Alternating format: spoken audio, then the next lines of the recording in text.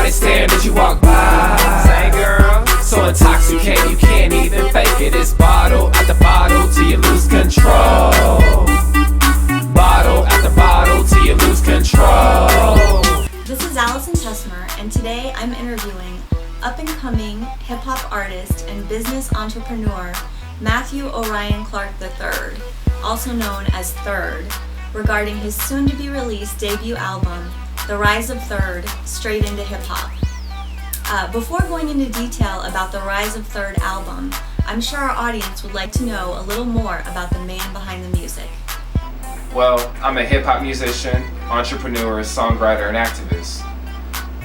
I am currently located in the Austin, Texas area, which is ATX, but I grew up in College Station, Texas, before moving to Austin for college.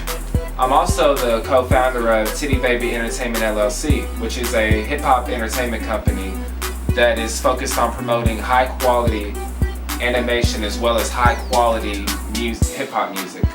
We're currently working on two major projects, one major animation project and another which is my debut album, The Rise of Third. Well, how did you get your start in hip-hop? I got my start in hip-hop, well, I fell in love with hip-hop when I was at least 5 years old. Me and my mother, we would ride around listening to Tupac, Biggie, NWA, Ice Cube, LL Cool J, just, on my way to school. But at the age of 15 is whenever I learned that hip-hop music is exactly what I wanted to pursue in life. I realized that I wanted to write, produce, and record my own hip-hop music. However, with that dream, my mom would say that it was, a pipe dream. And she wanted me to actually understand the music business. So, of course, she wanted me to go to college even though I hated school. I didn't want to go to college or go to any universities, but it turned out to be the best decision of my life. She walked up in the club, cool, calm, collected. Never was expected, her looks were deceptive. I learned a lot of things that some artists don't have the luxury of learning, which is, entertainment law, how to write contracts, how to look into contracts, the royalties, publishing, all those different things that you need to know in order to be a true musician. Speaking about music vision, tell us a little more about the album. The album is titled The Rise of Third, Straight into Hip-Hop. It is an album that skillfully blends gospel, soul, and old school hip-hop.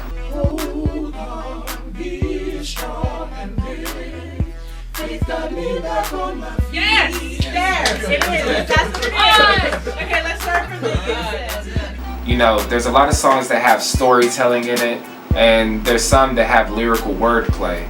But all of them have the true elements of what hip-hop was, which is social activist stance and bringing social consciousness, which is what I want to do in the music industry. Tell us about getting started with the album. Well, I started doing the album in 2011.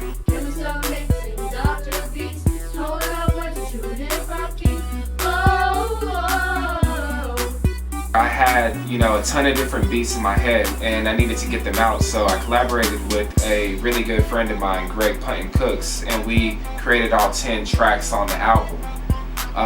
After that, I started looking for high quality production studios in Austin, Texas.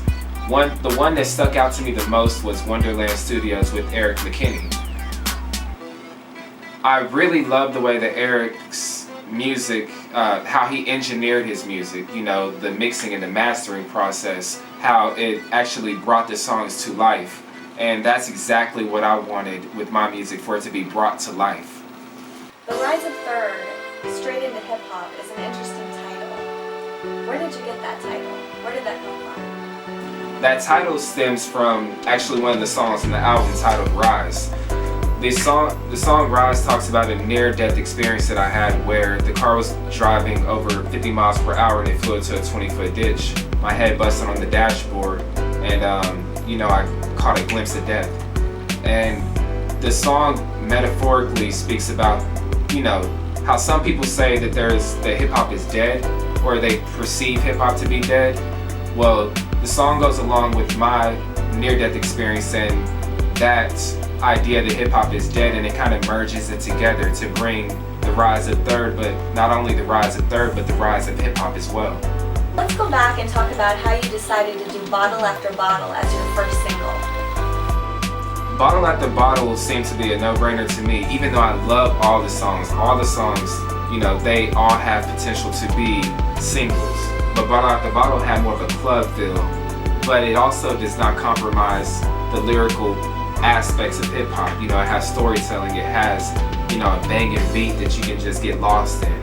It has really great underlining meanings to the lyrics whenever you truly listen to it. Yeah, that kick, turn it up a little bit. Yeah, turn that kick up just a little bit.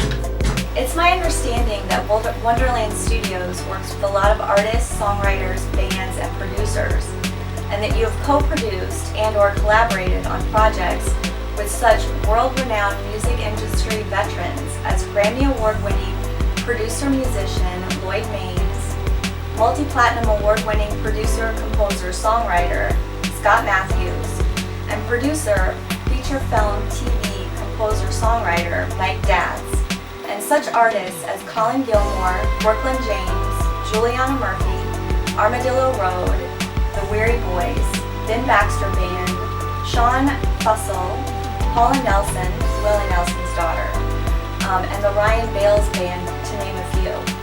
How different was it working with a hip-hop artist compared to the artists that you have traditionally worked with in the past? Yeah, you know, we've been fortunate enough to work with a ton of talented, creative people over the years, and you know, collaborated in some form or fashion with all those people that you mentioned a bit ago.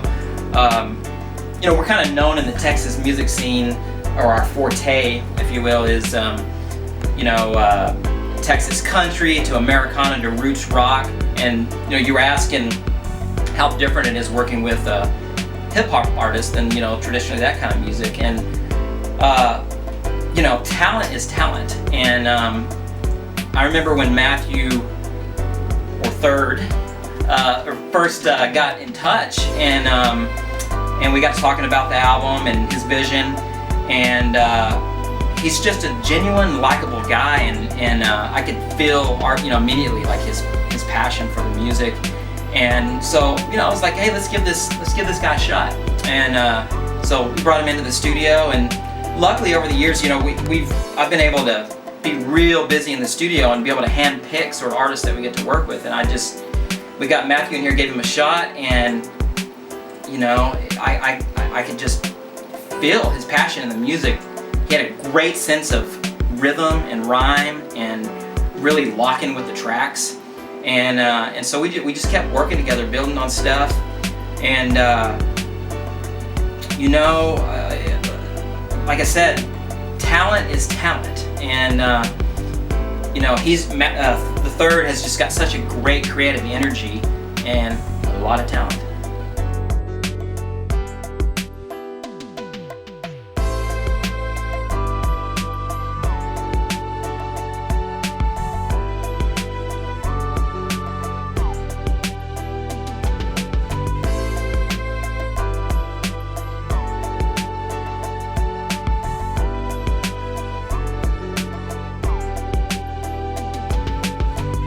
Ain't never been a nigga, I'm a king.